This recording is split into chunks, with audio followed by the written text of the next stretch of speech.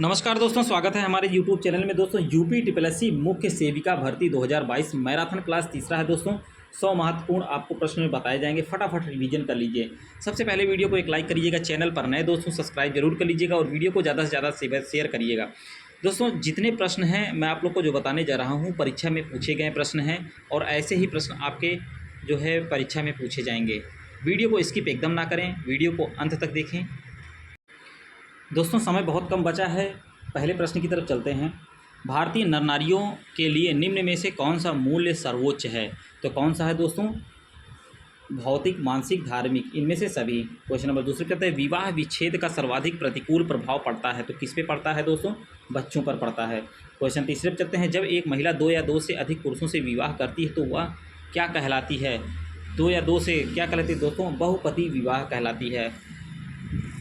Option A हो जाएगा। Question number 4 पे चलते हैं परिवार के प्रति निष्ठा एवं एकात्मक का क्षीण हो जाना ही पारिवारिक विघटन है। यह किस विद्वान की परिभाषा है? तो किसकी है दोस्तों?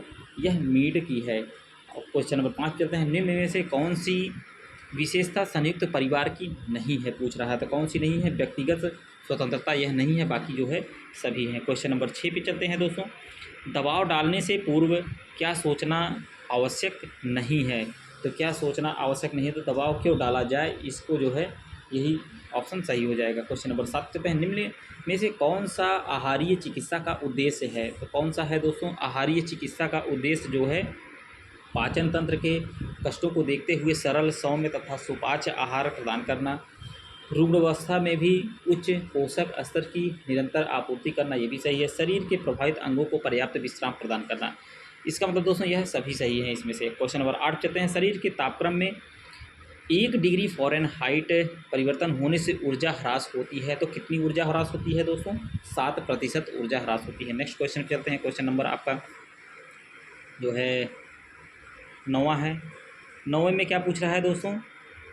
काम करने वाली एक औरत, यहाँ से देखिए, काम करने वाली एक औरत नहीं दोस्तों, काम करने वाली एक औसत वयस्क स्त्री को एक दिन में कुल कैलोरी की कितनी आवश्यकता होती है? बहुत बढ़िया क्वेश्चन, कई बार पूछा है।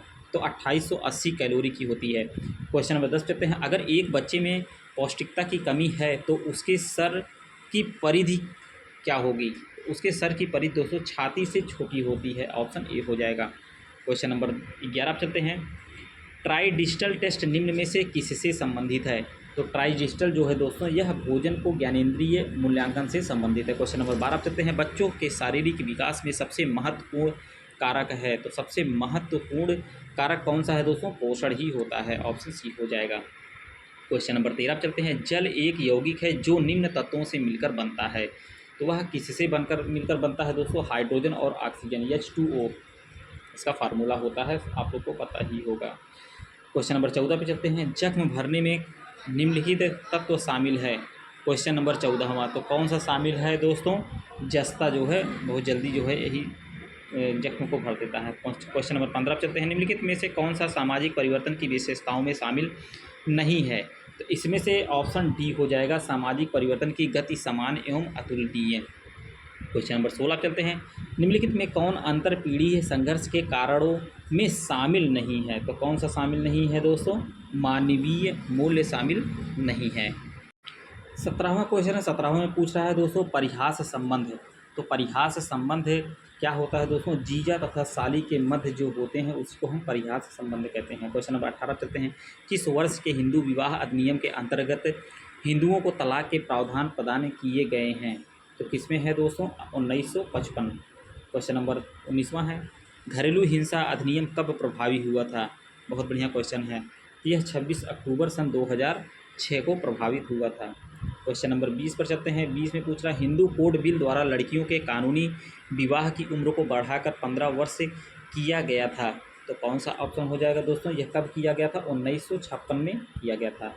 लिंग भिन्नता एक विश्लेषणात्मक रूप है जिसमें दोस्तों आप लोग देख सकते हैं लिंगों के बीच सामाजिक एवं वैचारिक भिन्नताओं की व्याख्या की जाती है।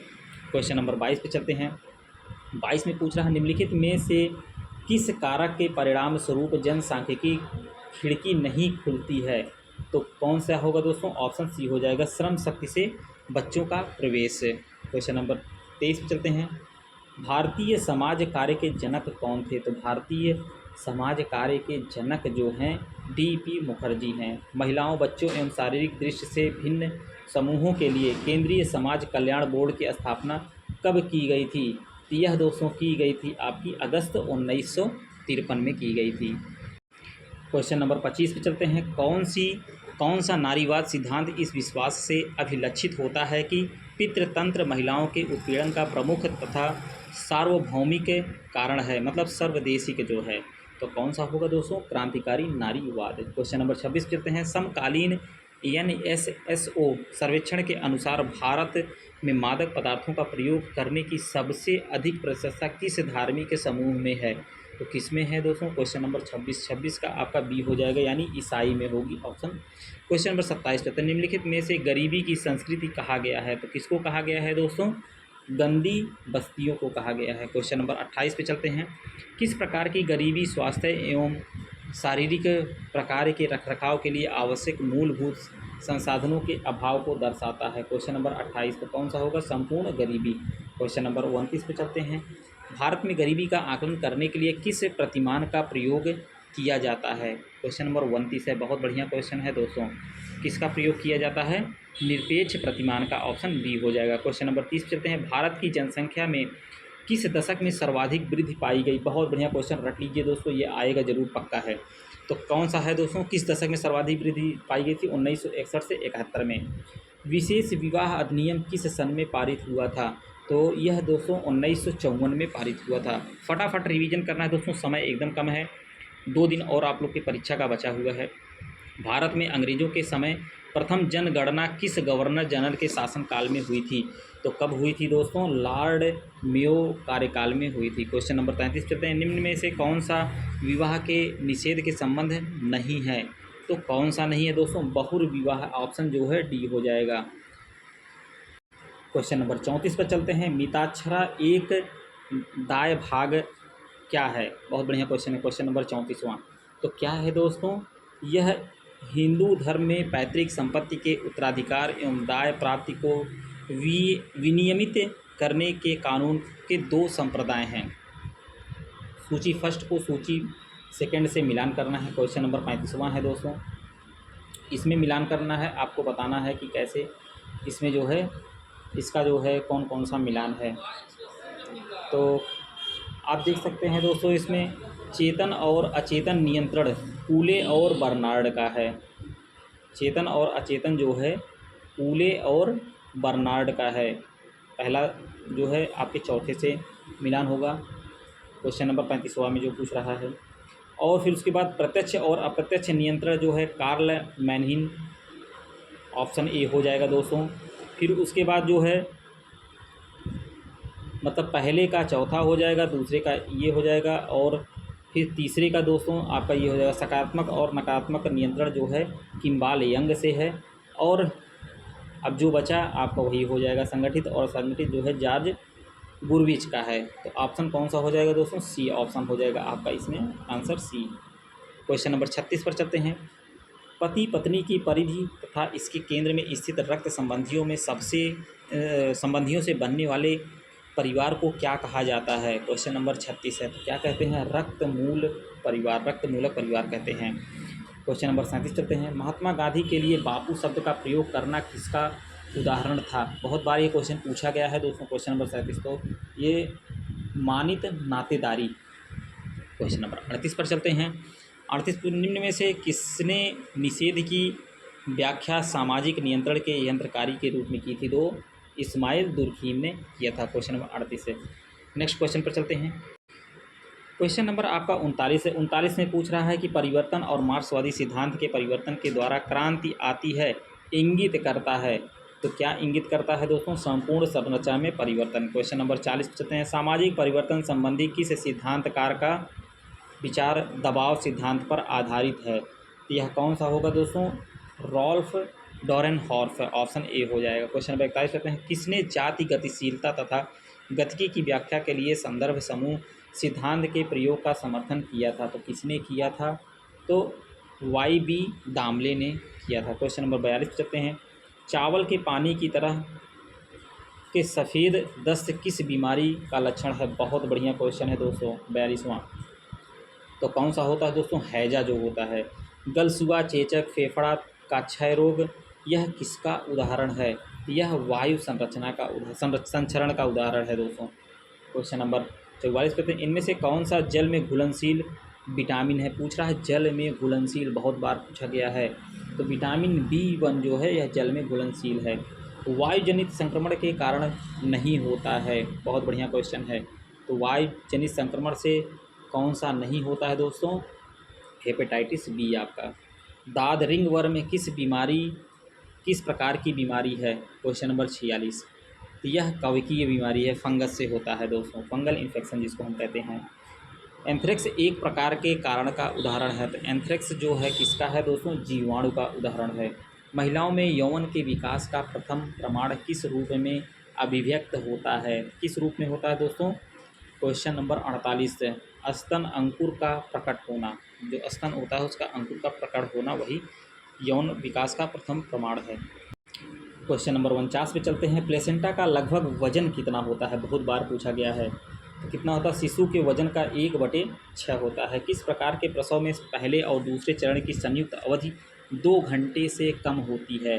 तो किसमें होती है दोस्तों? अप्रत्याशित प्रसव में होती है। ऑप्शन सी हो जाएगा। क्वेश्चन नंबर 51 पर चलते हैं। एक उपकरण जो भ्रूण के ऑक्सीजन संतृप्त को सीधे तथा वास्तविक समय में मापता है वह क्या कहलाता है? तो वह कहलाता है भ्रूण पल्स ऑक्सीमेट्री। निम्नलिखित में से किसका उपयोग प्रसव के घटनाओं को रिकॉर्ड करने के लिए किया जाता है? क्वेश्चन नंबर 52 तो किसको किया जाता है दोस्तों? पोर्टोग्राफ। ऑप्शन डी हो जाएगा। क्वेश्चन नंबर 53 पर चलते हैं। गर्भावस्था के पहले 8-10 सप्ताह के दौरान गर्भनाल की क्रियाशीलता के लिए कौन सा हार्मोन जिम्मेदार होता है? क्वेश्चन नंबर 53 तो कौन सा होता है दोस्तों? ह्यूमन कोरियोनिक गोनाडोट्रोपिक हार्मोन होता है। क्वेश्चन नंबर 54 पर चलते हैं। निम्नलिखित में से क्या निष्क्रिय टीकाकरण के लिए प्रयोग किया जाता है? क्वेश्चन नंबर 54 तो कौन सा होता है दोस्तों? मानव सेरा और पशु सेरा, यही जो है निष्क्रिय टीकाकरण के लिए उपयोग किया जाता है। क्वेश्चन नंबर 55 पर चलते हैं। फ्राइड के अनुसार व्यक्ति सिर्फ तभी परिपक्व स्वस्थ वयस्क बन सकता है यदि पूछा है दोस्तों भावनात्मक द्वंद्वों का समाधान हो गया है। क्वेश्चन नंबर 56 करते हैं। जीन पियाजे के अनुसार, बहुत बढ़िया क्वेश्चन है, जीन पियाजे के अनुसार वर्णित कॉग्निटिव विकास की सेंसरी मोटर अवस्था है तो कौन सी है दोस्तों? क्वेश्चन नंबर 56 यह आपका 0 से 2 वर्ष का होता है। नेक्स्ट क्वेश्चन पे चलते हैं। क्वेश्चन नंबर 57 पर चलते हैं दोस्तों। बालक की कौन सी अवस्था मनोवैज्ञानिक अवस्था कहलाती है? तो यह होती है किशोरा अवस्था। ऑप्शन बी हो जाएगा। विकास की दर सर्वाधिक तीव्र होती है तो कब होती है दोस्तों? उत्तर बाल्यावस्था में होती है। क्वेश्चन नंबर 59 पर चलते हैं। बहुत बढ़िया क्वेश्चन है दोस्तों। विकास का अर्थ है व्यवस्थित परिवर्तन जो परिपक्वता की प्राप्ति में सहायक हो। यह कथन किसका है? यह कथन जो है हॉरलॉक का है। दोस्तों फटाफट जो है शेयर करते जाइएगा, लाइक ज़रूर कर दीजिएगा, एक लाइक तो बनता है दोस्तों, और चैनल पर नए तो सब्सक्राइब जरूर कर लीजिएगा क्योंकि बहुत बढ़िया क्लास चल रहा है। आपको रिवीजन करना है ना कि पढ़ना है। जितना आप रिवाइज कर लेंगे उतना आपको के लिए अंतिम समय में काम आएगा। क्वेश्चन नंबर 60 पे चलते हैं। शैशव काल के दौरान आमतौर पर किसने डर का अनुभव किया था? तो किसने किया था दोस्तों? अजनबियों का डर जो है। ऑप्शन ए हो जाएगा। किस अवस्था में भ्रूण की लंबाई 1/2 इंच से 2 इंच तक होती है? तो कब होती है दोस्तों? यह भ्रूण अवस्था में होती है। ऑप्शन सी हो जाएगा। एक शिशु की पहली स्वैच्छिक गति है जिसमें संपूर्ण शरीर सम्मिलित होता है। और 62वां क्वेश्चन है तो कौन सा होता है दोस्तों? ऑप्शन बी हो जाएगा आपका रेगना। क्वेश्चन नंबर 63 चलते हैं। वृद्ध शरीर में किस प्रकार के परिवर्तनों को दर्शाती है? जो वृद्ध मतलब बूढ़ा शरीर जो हो जाता है उसमें कौन सा ज़्यादा करके दर्शाया जाता है? तो मात्रात्मक जो होता है परिवर्तन, यही आपको देखने को ज़्यादा मिलता है। अंडे में बायोटीन के साथ पाए जाने वाले प्रोटीन का क्या नाम है? बहुत बढ़िया क्वेश्चन है। क्वेश्चन नंबर 64 तो एविडिन भी पाया जाता है। यह प्रोटीन एक और पाया जाता है इसमें दोस्तों। ताज़े फल तथा सब्जियां आहार में सम्मिलित किए जाते हैं। कब किए जाते हैं दोस्तों? सुरक्षात्मक आहार के रूप में। ऑप्शन सी हो जाएगा। चीनी को अपमिश्रित किया जाता है। तो चीनी को अपमिश्रित सफ़ेद पत्थर से किया जाता है। क्वेश्चन नंबर 67 पर करते हैं दोस्तों आप लोग वीडियो की क्वालिटी को जो है एचडी में कर लेंगे, हाई डेंसिटी में, तो बहुत साफ़ क्लियर दिखाई देगा आपको। चाय में पाया जाता है, बहुत बढ़िया क्वेश्चन है। यह चाय में जो है देखो थियोफाइलिन भी पाया जाता है दोस्तों, कैफीन भी पाया जाता है, टैनिक एसिड भी पाया जाता है, सभी पाए जाते हैं इसमें। काली चाय से हरी चाय बेहतर होती है क्यों? बहुत बढ़िया क्वेश्चन है। क्यों होती है दोस्तों? उसमें अधिक एंटीऑक्सीडेंट पाए जाते हैं। क्वेश्चन नंबर 69 पर चलते हैं। भंडार गृह में नमी होने पर डिब्बों में रखने के पूर्व क्या करना चाहिए? तो क्या करना चाहिए दोस्तों? तेल युक्त वस्त्र उसके चारों तरफ रगड़ देना चाहिए। क्वेश्चन नंबर 70 पर चलते हैं। GRA से क्या तात्पर्य है? तो GRA से जनरली रिकॉर्डाइज्ड एज सेफ, इसको बोलते हैं, ऑप्शन बी हो जाएगा। क्वेश्चन नंबर 71 पर चलते हैं। पोषक तत्व से सुरक्षित रखने के लिए कौन सा सोपान मदद नहीं करता है? तो कौन सा नहीं करता दोस्तों? चावल और दाल को बार बार या सही तरीके से धोना। डिब्बा बंद जैम या जेली पर चिन्ह लगा रहता है, तो कौन सा? बहुत बढ़िया क्वेश्चन है दोस्तों। यह कौन सा चिन्ह लगा रहता है? क्वेश्चन नंबर 72 है FPO का चिन्ह लगा रहता है, ऑप्शन सी हो जाएगा। क्वेश्चन नंबर 73 पर चलते हैं। गर्भवती महिलाओं के लिए लौह तत्व की प्रस्तावित आहारित मात्रा क्या है? ICMR 2010 के अनुसार यह है दोस्तों। इसके पहले क्या था वो नहीं पता, लेकिन 2010 के अनुसार जो पूछ रहा है 35 mg पर डे होना चाहिए, मतलब आयरन का जो होता है। क्वेश्चन नंबर 74 पे चलते हैं। नीचे सूचीबद्ध में से कौन सा खाद्य पदार्थ ऐसा है जिसका सेवन शिशु को स्तनपान कराने से पहले किया जाए तो यह बच्चे को उत्तेजित करेगा या उसकी नींद में बाधा डालेगा? तो कौन सा होगा दोस्तों? सोया मिल्क, जिसको कहते हैं, ऑप्शन डी हो जाएगा। नेक्स्ट क्वेश्चन पे चलते हैं। क्वेश्चन नंबर आपका है दोस्तों 75 पूछ रहा है। नई परिस्थितियों में समायोजन की योग्यता ही बुद्धि है, तो क्या है दोस्तों आपका? यह ईस्टर्न। क्वेश्चन नंबर 76 चलते हैं। निम्न में से कौन पूर्व भाषा संचार का प्रकार है? तो पूर्व भाषा संचार का प्रकार जो है आपका रोना भी है, ट्विंगिंग भी करना है, बैबलिंग भी करना है दोस्तों, उपरोक्त सभी हो जाएंगे, ऑप्शन डी। पढ़ने की अयोग्यता को कहते हैं। Question number 77। डिसलेक्सिया दोस्तों, यह कई बार क्वेश्चन पूछा गया है। पढ़ने की अयोग्यता को हम डिसलेक्सिया कहते हैं, ऑप्शन बी हो जाएगा। पूछा गया क्वेश्चन है, यूपी टेट वगैरह और पीईटी में भी पूछा गया है दोस्तों। क्वेश्चन नंबर 78 चलते हैं। एक शिशु आहार लेकर बैठना आरंभ करता है, किस आयु में बैठना आरंभ करता है दोस्तों? 6 से 7वें महीने में, ऑप्शन डी हो जाएगा। क्वेश्चन नंबर 79 का पूछ रहा है दोस्तों। क्वेश्चन नंबर 79 का डी होगा। अधिग्रहित रोग प्रतिरोधकता, जिसमें एक टीका दिया जाने के कारण यह संक्रमण के परिणाम के रूप में अग्रहित किया जाता है, ऑप्शन डी होगा। क्वेश्चन नंबर 80 चलते हैं। जन्म के समय शिशु को यह टीका लगाया जाता है, कौन कौन सा टीका लगता है दोस्तों? BCG का टीका लगता है जन्म के समय। क्वेश्चन 81 चलते हैं। आदमी उसके मालिक का गुस्सा अपने बच्चों पर निकालता है, यह इसका उदाहरण है, तो किसका उदाहरण है दोस्तों? विस्थापन का उदाहरण है। क्वेश्चन नंबर 82 चलते हैं। निम्न में से कौन सा डेनियल गोलमैन द्वारा प्रतिपादित संवेगात्मक बुद्धि का आयाम नहीं है? तो कौन सा नहीं है दोस्तों? स्वप्रबंधन, यही ऑप्शन आपका हो जाएगा। क्वेश्चन नंबर 83 चलते हैं। बच्चों में बिस्तर गीला करने की आदत निम्न का नतीजा हो सकता है, तो क्या नतीजा हो सकता है दोस्तों? खराब स्वास्थ्य के कारण भी होता है, मनोभावनात्मक असुरक्षा के कारण भी हो सकता है, सही है। अपर्याप्त प्रशिक्षण के कारण, यानी ये सभी सही है, ऑप्शन डी हो जाएगा। क्वेश्चन नंबर 84 चलते हैं। माँ के दूध में वसा के प्रकार का नाम बताइए जो बच्ची के नर्वस सिस्टम के विकास के लिए महत्वपूर्ण है। क्वेश्चन नंबर 84 है दोस्तों, तो कौन सा है दोस्तों? PHA। दूध में जो वसा का प्रकार होता है यही PHA होता है। नेक्स्ट क्वेश्चन पे चलते हैं। क्वेश्चन 85वां है दोस्तों। वीडियो को शेयर करते रहिएगा, बहुत कम समय बचा है, आप लोग फटाफट रिवाइज कर लीजिए। WHO के अनुसार नवजात शिशुओं को स्नान कराने के बारे में क्या सही है? जन्म के कम से कम 6 घंटे बाद कराया जाना चाहिए, ऑप्शन जो है यही 85वां का बी हो जाएगा। 86वां क्वेश्चन है।